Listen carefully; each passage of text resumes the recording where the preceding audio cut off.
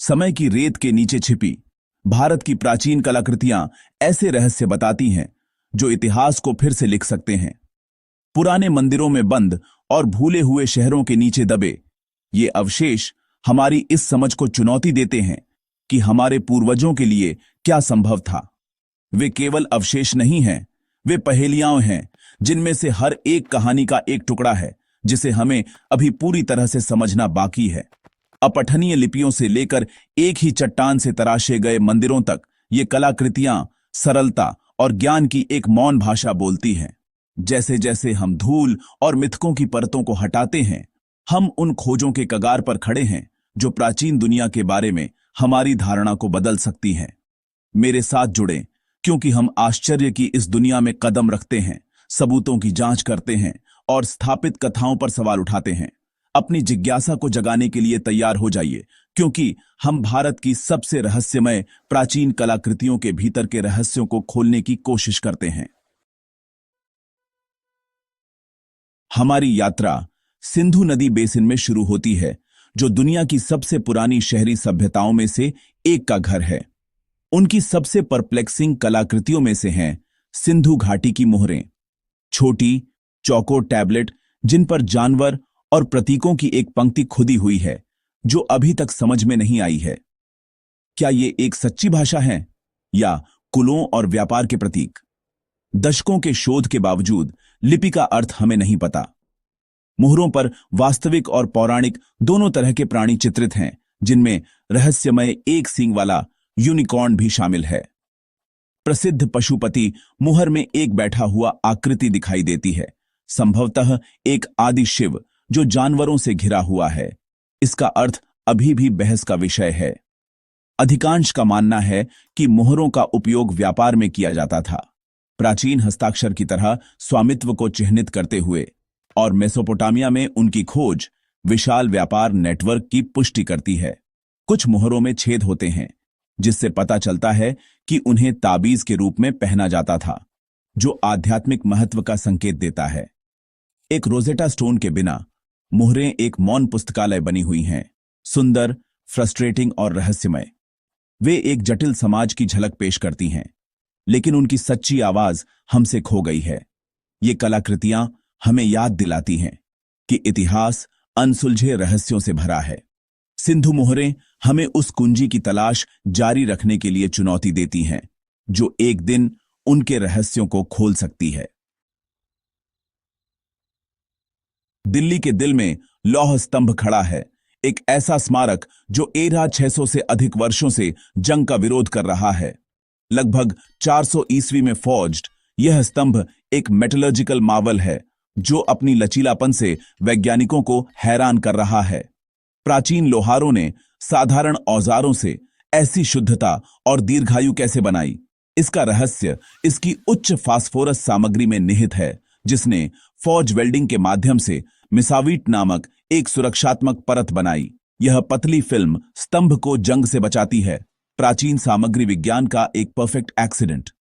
क्या यह जानबूझकर किया गया जीनियस था या एक फॉर्चुनेट बाय प्रोडक्ट?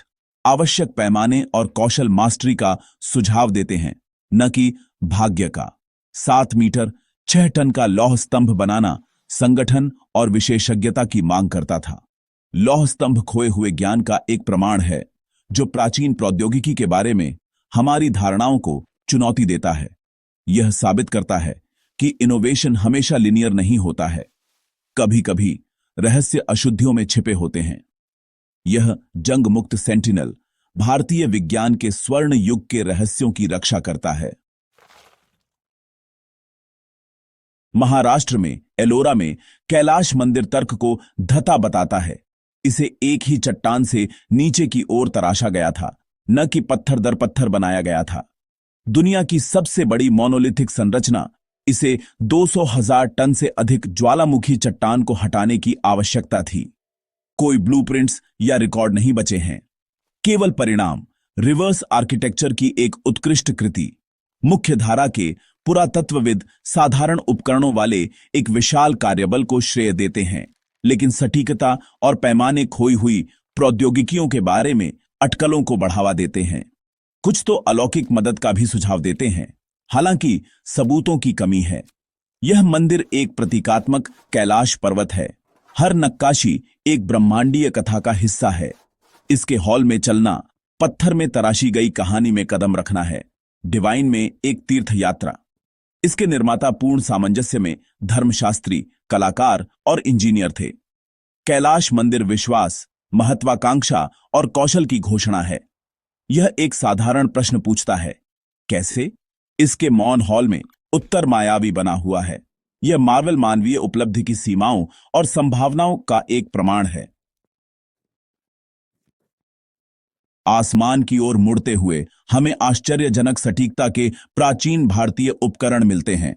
जयपुर में जंतर मंत्र वेधशाला में समय मापने और सेलेस्टियल बॉडीज को ट्रैक करने के लिए विशाल मेसनरी उपकरण हैं।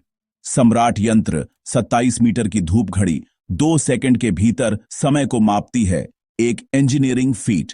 यह सिर्फ एक घड़ी नहीं थी, बल्कि एक वैज्ञानिक उपकरण था जिसने वर्ष और संक्रांति की गणना को परिष्कृत किया। और पीछे ओडिशा में कोणार्क सूर्य मंदिर सूर्य देव के लिए एक रथ है जिसमें 24 पहिए हैं जो धूप घड़ी के रूप में दोगुने होते हैं। मंदिर का संरेखण विषुव सूर्य की पहली किरणों को पकड़ता है जो आंतरिक गर्भगृह को रोशन करता है। ये संरचनाएं त्रिआयामी कैलेंडर, घड़ियां और पंचांग हैं जो विज्ञान और आध्यात्मिकता का मिश्रण है। प्राचीन भारतीय विज्ञान ने कॉस्मोस और दैनिक जीवन के बीच कोई विभाजन नहीं देखा। इन स्मारकों के लिए आवश्यक गणनाएं ज्यामिति और खगोल विज्ञान के उन्नत ज्ञान को प्रकट करती हैं। ऐसी उपलब्धियां शिक्षा और ज्ञान के प्रसारण की एक परिष्कृत प्रणाली की ओर इशारा करती है। ये कलाकृतियां केवल जिज्ञासाएं नहीं हैं, वे कार्यशील वैज्ञानिक उपकरण हैं।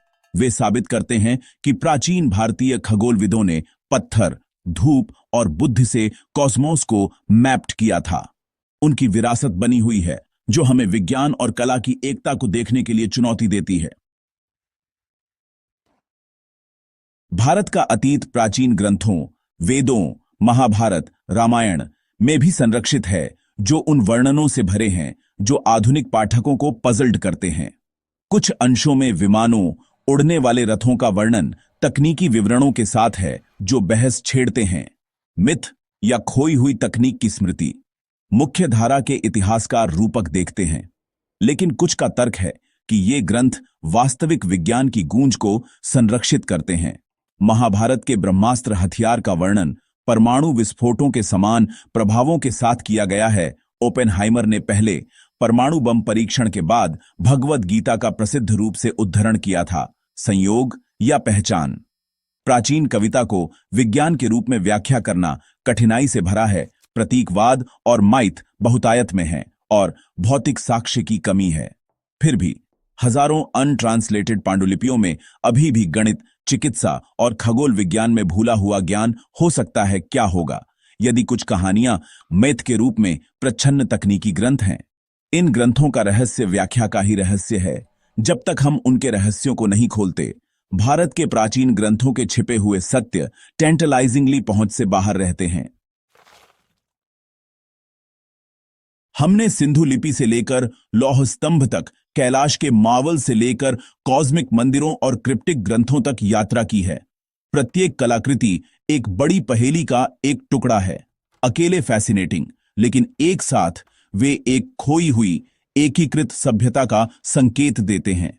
क्या ये मार्वल्स विज्ञान, कला और आध्यात्मिकता की समग्र समझ वाली एक उन्नत संस्कृति के निशान हो सकते हैं? हमारा कंपार्टमेंटलाइज्ड दृष्टिकोण हमें उन कनेक्शनों से अंधा कर सकता है जो उनके रचनाकारों ने देखे थे। मंदिरों के निर्माता खगोलविद थे, लोहे के फॉर्ज्ड करने वाले रसायनज्ञ थे, कवि वैज्ञानिक हो सकते थे। क्या होगा यदि इतिहास एक सीधी रेखा नहीं है, बल्कि ज्ञान के प्राप्त और खोए हुए चक्र हैं? ये कलाकृतियां एक भूले हुए स्वर्ण युग से संदेशवाहक हैं जो हमारी धारणाओं को चुनौती देती है। वे हमें याद दिलाते हैं कि हमारी इतिहास की किताबें अधूरी हैं और हमारी क्षमता हमारी कल्पना से कहीं अधिक है। अंतिम प्रश्न केवल यह नहीं है कि ये कलाकृतियां क्या हैं, बल्कि वे क्या प्रतिनिधित्व करती हैं, हमारी साझा मानव विरासत की गहरी समझ। प्राचीन भारत के रहस्य हम सभी के बारे में हैं। उन्हें खोलने की खोज इतिहास के सबसे महान रोमांचों में से एक है। जिन कलाकृतियों का हमने पता लगाया है वे केवल अवशेष नहीं हैं, वे हमारी समझ को चुनौती देते हैं और औ को प्रेरित करते हैं। अपठनीय लिपियों से लेकर जंग मुक्त लोहे और मोनोलिथिक मंदिरों तक ये अवशेष सभ्यता की एक रिचर, अधिक रहस्यमय कहानी का सुझाव देते हैं। इतिहास एक बंद किताब नहीं है, अनगिनत रहस्य खोजे जाने बाकी हैं। भारत के प्राचीन अतीत की यात्रा मानवीय क्षमता की यात्रा है। यदि आप इन रहस्यों से अमेज्ड हैं तो लाइक करें, सब्सक्राइब करें और हमारे एक्सप्लोरर्स के समुदाय में शामिल हों। अगली बार तक सवाल करते रहें। अगर आपको यह वीडियो महत्वपूर्ण लगा तो लाइक, शेयर और सब्सक्राइब करें। यह कहानी सुनने लायक है।